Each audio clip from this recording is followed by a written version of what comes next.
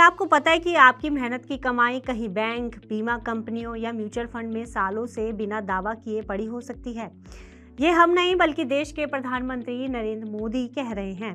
PM ने कहा है कि 1 लाख करोड़ से ज्यादा अनक्लेम्ड मनी लोगों को वापस मिलना बाकी है।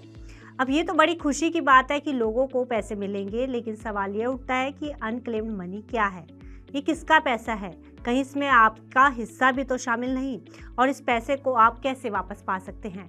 इसका प्रोसेस क्या होगा? आखिर पीएम मोदी इसको लेकर क्यों इतनी चर्चा कर रहे हैं? तो इस खबर के बारे में हम आगे इस डिटेल में बात करेंगे। नमस्कार, मैं हूं गुंजन मित्तल और आप देख रहे हैं मनी 9। चलिए सबसे पहले हम पूरी कहानी को समझते हैं। दरअसल सरकार लगातार बैंकों में जमा अनक्लेम्ड अमाउंट और पॉलिसी को लेकर जागरूकता फैला रही है। इसी कड़ी में देश के प्रधानमंत्री नरेंद्र मोदी ने सोशल मीडिया पर एक पोस्ट के जरिए लोगों से अपील की है।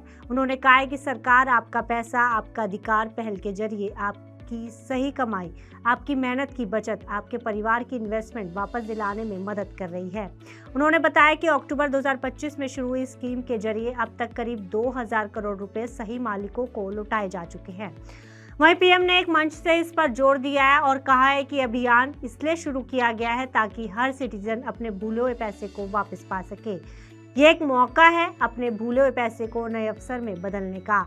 इसके साथ ही पीएम मोदी ने लोगों से अपील की है कि वह आपका पैसा, आपका अधिकार कैंपेन में जरूर पार्टिसिपेट करें।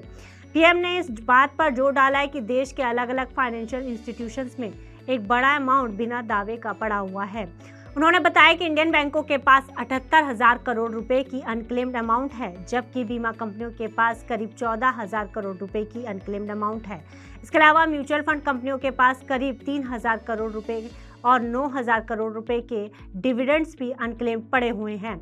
वहीं पीएम ने आगे कहा कि इन आंकड़ों ने बहुत से लोगों को चौंका दिया है। ये तो हुई बात पीएम मोदी की अपील की और अनक्लेम्ड अमाउंट की, लेकिन अब बड़ा सवाल ये है कि ये पैसे आपको कैसे वापस मिलेंगे। तो प्रोसेस को आसान और ट्रांसपेरेंसी बनाने के लिए सरकार ने पोर्टल बनाया है।